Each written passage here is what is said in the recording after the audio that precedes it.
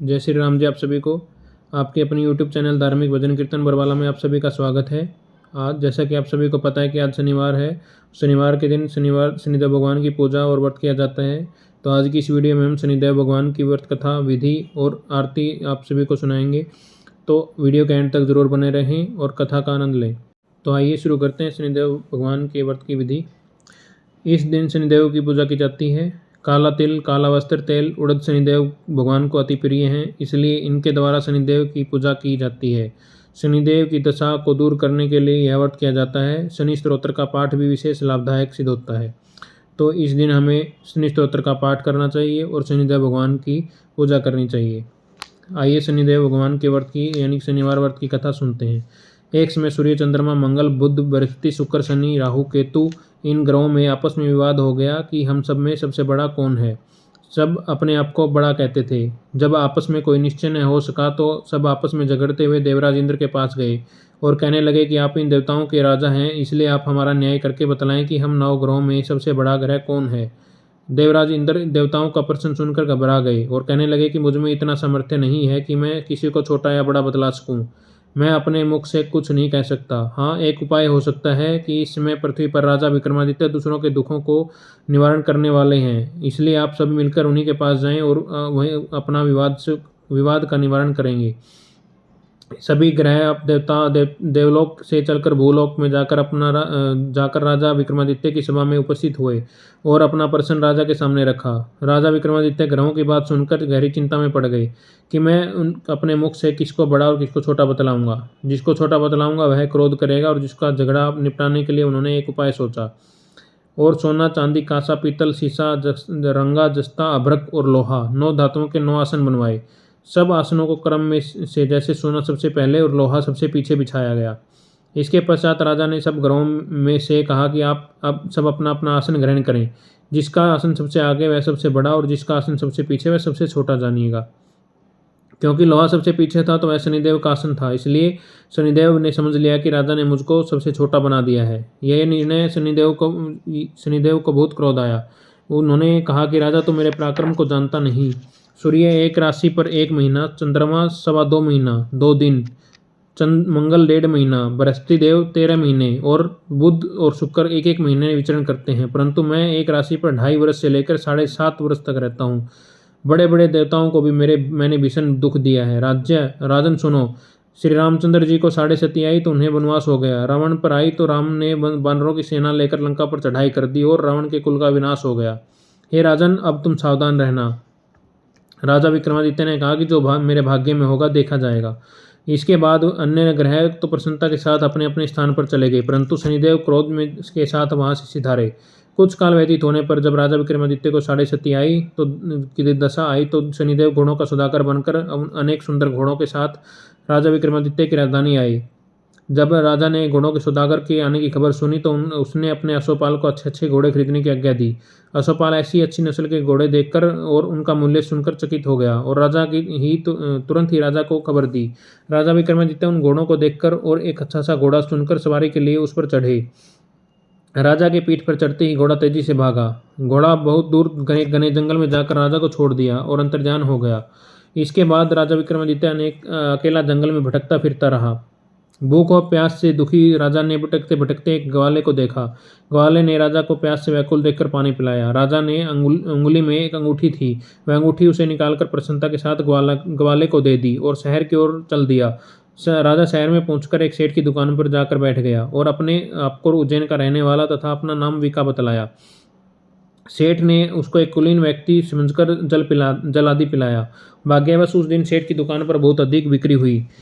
तब सेठ उसको भाग्यवान पुरुष समझकर भोजन कराने के लिए अपने साथ अपने घर को ले गया। भोजन करते समय राजा विक्रमादित्य ने एक आश्चर्यजनक घटना देखी। जिस खूंटी पर हार लटक रहा था वह खूंटी उस हार को निगल रही थी।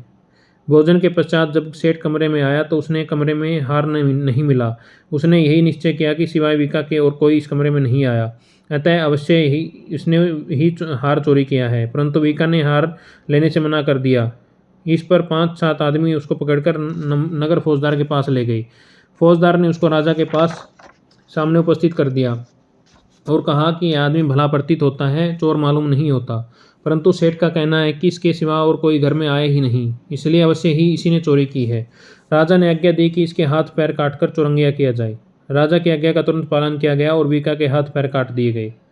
कुछ काल व्यतीत होने पर एक तेली उसको अपने घर ले गया और उसको कोलू पर बैठा दिया। उस वीका उस पर बैठा हुआ अपनी जुबान से बैल हाँकता रहा। इस काल में राजा की सन्नी की दशा समाप्त हो गई। वर्षा ऋतु के समय वह मल्हार राग गाने लगा। यह राग सुनकर उस शहर के राजा की कन्या मन भावनी उस राग पर मोहित हो गई। राजकन्या के ने राग गाने वाले की खबर लाने के लिए अपनी दासी को भेजा। दासी सारे शहर में घूमती रही। जब वह तेली के घर के निकट पहुंची तब क्या देखती है कि तेली के घर में चुरंगिया राग गा रहा है। दासी ने लौटकर राजकुमारी को सब वृत्तांत सुना दिया। बस उसी क्षण राजकुमारी मनभावनी ने अपने मन में यह प्रण कर लिया कि चाहे कुछ भी हो जाए वह चुरंगिया के साथ ही विवाह करेगी। प्रातःकाल होते ही सब दासी ने राजकुमारी मनभावनी को जगाना चाहा तो राजकुमारी अनशन पर व्रत लेकर पड़ी रही। दासी ने रानी के पास जाकर राजकुमारी के न उठने का वृत्तांत बताया। रानी ने वहां आकर राजकुमारी को जगाया और उसके दुख का कारण पूछा। राजकुमारी ने कहा कि माताजी, मैंने यह प्रण कर लिया है कि तेली के घर में जो चुरंगिया है उसी के साथ विवाह करूंगी। माता ने कहा, पगली तू यह क्या कह रही है? तुझे किसी देश के राजा के साथ परिणाया जाएगा। परिणाया यानी कि उसका विवाह किया जाएगा। कन्या कहने लगी कि माताजी, मैं अपने प्रण नहीं तोड़ूंगी। माता ने चिंतित होकर यह सब बात महाराज को बताई। महाराज ने भी आकर उसे समझाया कि मैं अभी देश देशांतर में अपने दूत भेजकर सुयोग्य, रूपवान एवं बड़े से बड़े गुणी राजकुमार के साथ तुम्हारा विवाह करूंगा। ऐसी बात सुनकर तुम्हें कभी नहीं विचारनी चाहिए। परंतु राजकुमारी ने कहा कि पिताजी, मैं अपने प्राण त्याग दूंगी, परंतु किसी और से विवाह नहीं करूंगी। यह सुनकर राजा ने क्रोध में आकर, यदि तेरे भाग्य में ऐसा ही लिखा है तो तेरी जैसी इच्छा वैसा कर। राजा ने तेली को बुलाकर कहा कि तेरे घर में जो चुरंगिया है उसके साथ मैं अपनी कन्या का विवाह करना चाहता हूँ। तेली ने कहा कि महाराज, ये कैसे हो सकता है?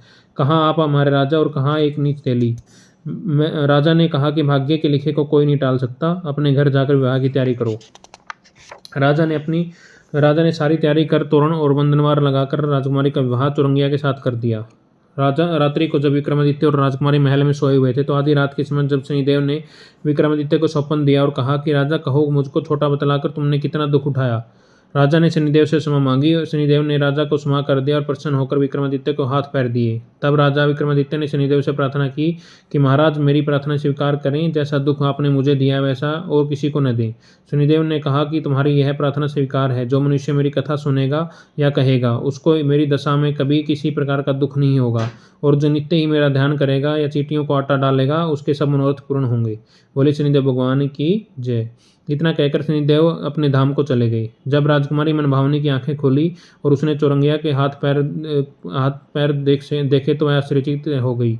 उसको देखकर राजा विक्रमादित्य ने अपनी समस्त हाल बताया और कहा कि मैं राजा उज्जैन का राजा विक्रमादित्य हूँ।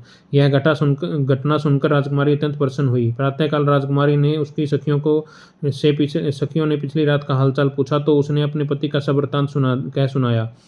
तब सबने प्रसन्नता प्रकट की और कहा कि ईश्वर ने आपकी मनोकामना पूर्ण कर दी है। जब उस सेठ की यह घटना सुनी तो वह राजा विक्रमादित्य के पास गया और उसके पैरों पर गिरकर क्षमा मांगने लगा कि मैंने चोरी का झूठा आरोप लगाया है, आप मुझे जो चाहे दंड दें। राजा ने कहा कि मुझ पर शनिदेव का कोप था, इस कारण यह सब दुख मुझे प्राप्त हुआ। इसमें तुम्हारा कोई दोष नहीं है। तुम अपने घर जाकर अपना कार्य करो, तुम्हारा कोई अपराध नहीं। सेठ बोला, महाराज, मुझे तभी शांति मिलेगी जब आप मेरे घर चलकर प्रीतिपूर्वक भोजन ग्रहण करेंगे। राजा ने कहा कि आप जैसे आपकी इच्छा वैसा ही करें। सेठ ने अपने घर जाकर अपनी अनेक प्रकार के सुंदर व्यंजन बनवाए और राजा विक्रमादित्य को प्रीति भोज दिया। जिस समय राजा भोजन कर रहे थे तो एक अत्यंत आश्चर्यजनक घटना सबको दिखाई दी। जो अंगूठी पहले हार निगल गई थी वह हार उगल रही है।